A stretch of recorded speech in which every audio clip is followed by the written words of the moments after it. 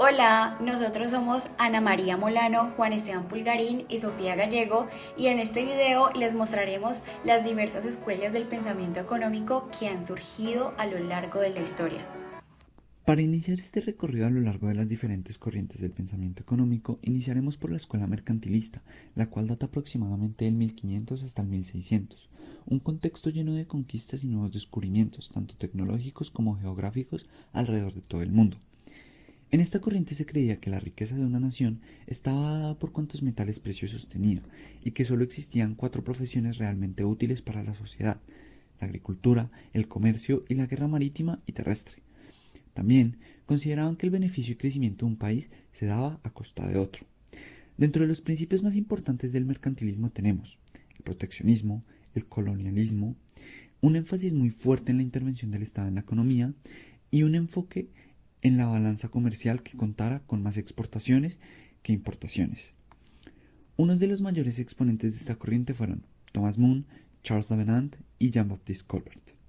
Y no fue hasta 1758 que otra corriente empezó a surgir, la fisiocracia, la cual nació mayoritariamente cuando François Quesnay, en desacuerdo con el mercantilismo, responde creando de cierto modo la corriente fisiócrata, sustentando principalmente que la riqueza de las naciones no se basa en la cantidad de metales preciosos que se tengan, sino en las tierras y la agricultura, pues según ellos eran la única actividad que dejaba un excedente o ganancia.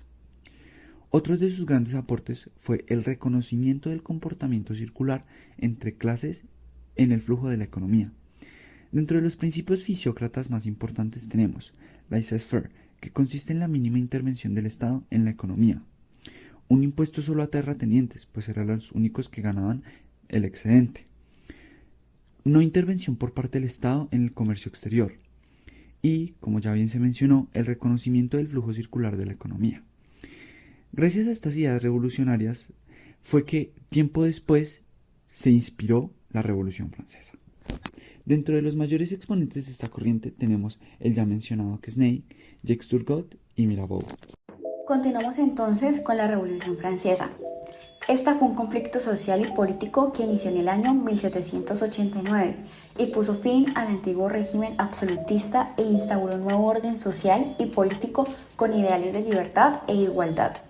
Ante un panorama de crisis financiera, Luis VI, quien era el monarca de Francia en aquella época, convocó a los Estados Generales, cuyos representantes del pueblo formaron la Asamblea Nacional, redactando la Declaración de los Derechos del Hombre y el Ciudadano. En adición, con la toma de la Bastilla en julio de 1789, el poder real entonces se debilitó totalmente. La asamblea abolió privilegios del clero y también de la nobleza, generando grandes cambios. Con todo esto, Luis VI hace su intento fallido de fuga, y es así como se proclama la República en 1792. Un año después, justo en 1793, el rey fue guillotinado, hecho que desencadenó una década de inestabilidad política y de violencia en el país. En consecuencia de esto, se destaca el periodo del terror liderado por Robespierre, quien era un abogado convencido de implantar la virtud y el orden mediante el terror. Miles de personas fueron ejecutadas bajo su mandato, hasta su caída y ejecución en 1794, lo que puso fin a esta etapa sangrienta. Finalmente, la historia de la Revolución Francesa concluye cuando Napoleón Bonaparte se proclamó emperador en 1804, dejando un legado de transformación profunda. La escuela neoclásica es un enfoque dentro de la teoría económica que surgió a finales del siglo XIX y principios del siglo XX, marcando una transición desde el pensamiento clásico hacia enfoques más modernos. Los neoclásicos construyeron sobre las ideas de los economistas clásicos, pero también realizaron ajustes y extensiones significativas. Ahora les voy a hablar un poco de algunas características clave de los neoclásicos. 1. Teoría del valor subjetivo. A diferencia de los clásicos que sostenían la teoría del valor trabajo, los neoclásicos introdujeron la teoría del valor subjetivo. Argumentaban que el valor de un bien o servicio no está determinado por la cantidad de trabajo incorporado, sino por la utilidad subjetiva que tiene para los individuos. 2. Utilidad marginal y costo marginal. Los neoclásicos desarrollaron la teoría de la utilidad marginal, que sostiene que el valor de una unidad adicional de un bien o servicio disminuye a medida que se consumen más unidades. También aplicaron el concepto de costo marginal al análisis de la producción, argumentando que las empresas deberían igualar el costo marginal con el precio para maximizar la utilidad. 3. Teoría de la demanda y oferta. Los neoclásicos formalizaron y desarrollaron la teoría de la demanda y oferta.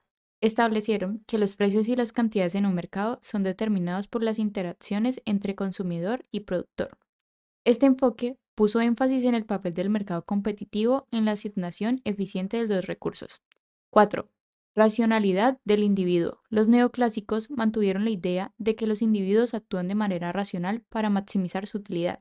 Este enfoque en la racionalidad individual es fundamental para muchas teorías económicas neoclásicas. 5. Teoría del equilibrio general. Los neoclásicos desarrollaron la teoría del equilibrio general, que buscaba entender cómo los cambios en un mercado afectan a otros mercados y cómo se llega a un equilibrio en toda la economía. Este enfoque es fundamental para la macroeconomía neoclásica. 6. Enfoque matemático. Los neoclásicos fueron pioneros en el uso de las herramientas matemáticas para modelar las relaciones económicas. Este enfoque matemático permitió formalizar y expresar de manera más precisa las teorías económicas. 7. Énfasis en la eficiencia. Los neoclásicos defendían la eficiencia del mercado competitivo y creían en la asignación óptima de los recursos. Llegamos al año 1848, año en el que el prusio Karl Marx publicó su obra El Manifiesto Comunista, criticando fuertemente el capitalismo y el cómo éste explotaba en gran medida a los trabajadores.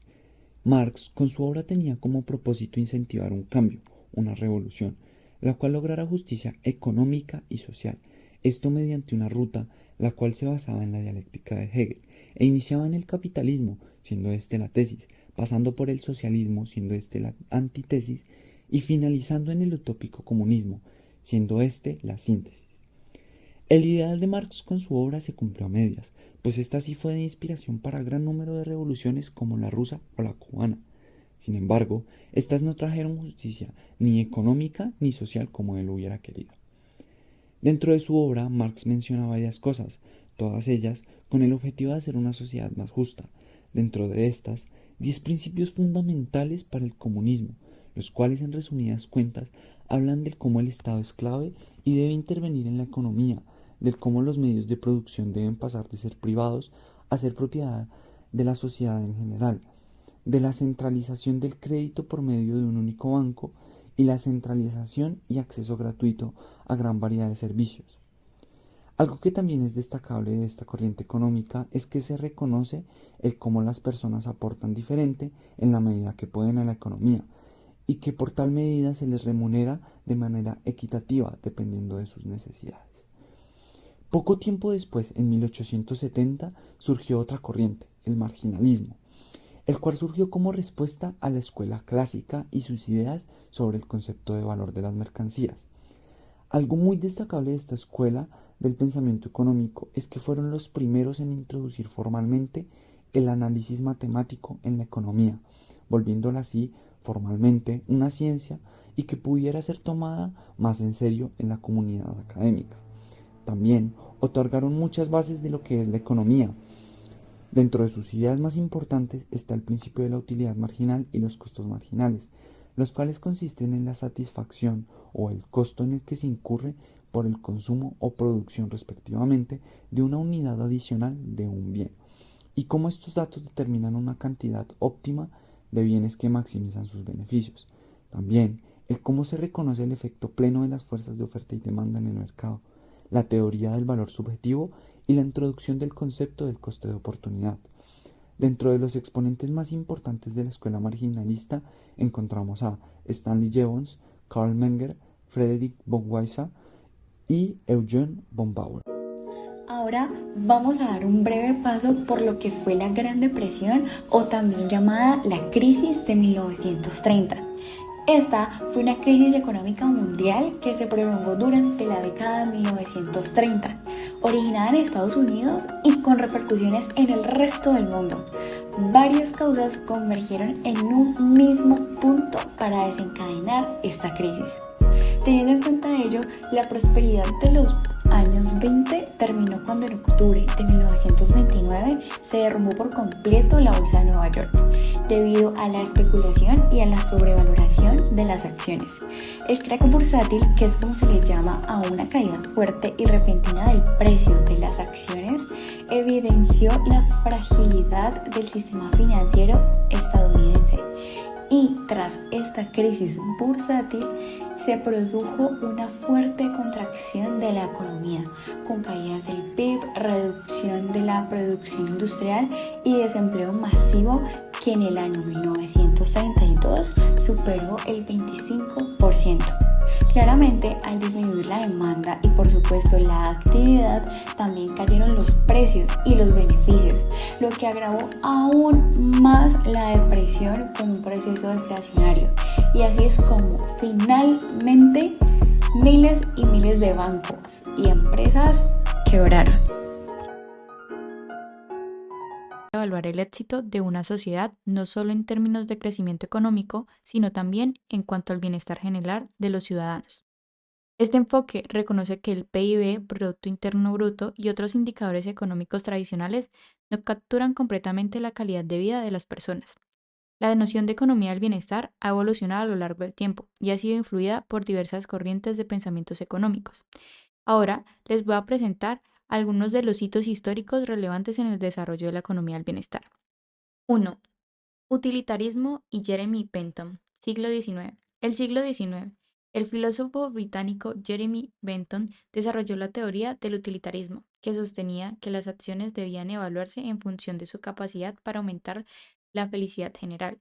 Este enfoque sentó las bases para la consideración del bienestar en la toma de decisiones económicas. Teoría de la elección social de Arrow, 1951. El economista Kenneth Arrow desarrolló la teoría de la elección social, que examina cómo las preferencias individuales se pueden traducir en una decisión colectiva. La teoría destaca las dificultades de encontrar un sistema de votación que refleje de manera justa las preferencias individuales. Externalidades. Piggott definió una externalidad como un efecto involuntario de las acciones de un agente económico que afecta a otros agentes sin que haya una compensación adecuada. Las externalidades pueden ser positivas, beneficios para terceros, o negativas, costos impuestos a terceros. Un ejemplo común de externalidades negativas es la contaminación del aire producida por una fábrica, mientras que un ejemplo de externalidades positivas podría ser la educación, ya que beneficia no solo al estudiante, sino también a la sociedad en general. Impuestos correctivos.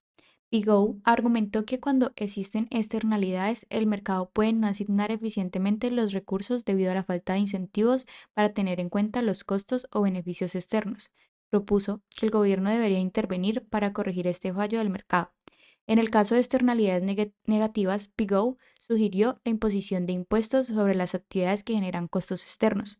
Estos impuestos deberían ser iguales al costo marginal externo para internalizar los efectos negativos y hacer que los productores consideren estos costos en sus decisiones.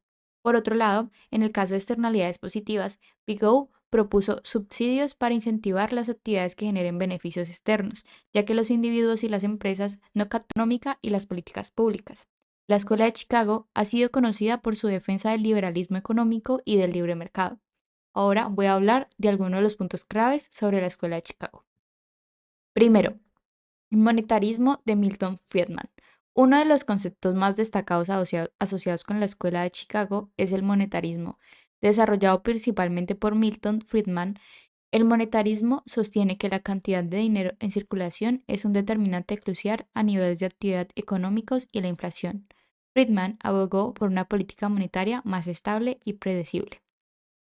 2. Enfoque en el libre mercado. La Escuela de Chicago es conocida por su fuerte defensa del libre mercado y su escepticismo hacia la intervención gubernamental en la economía. Los economistas de Chicago argumentaron a favor de la competencia, la propiedad privada y la mínima interferencia del gobierno en los asuntos económicos. 3. Teoría de la elección pública. La Escuela de Chicago también ha influido en la teoría de la elección pública, que examina cómo se toman las decisiones políticas y cómo afectan a la sociedad. James Buchanan, otro destacado economista asociado con la Escuela de Chicago, recibió el Premio Nobel de Economía en 1986 por su trabajo en esta área. 4. Escuela de Derecho de Chicago. Además de la economía, la Escuela de Chicago ha tenido un impacto significativo en el ámbito jurídico, la perspectiva legal de la ley y economía. Se originó en la Universidad de Chicago, fusionando conceptos económicos con el análisis legal. La Escuela de Chicago ha sido una fuerza influyente en la economía y las políticas públicas, especialmente en la promoción del liberalismo económico. El monetarismo se basa en la idea de que los individuos toman decisiones racionales en la elección de participar en actividades criminales y busca comprender los factores económicos que influyen en estas decisiones. Les voy a hablar un poco de las claves relacionadas con la economía del crimen.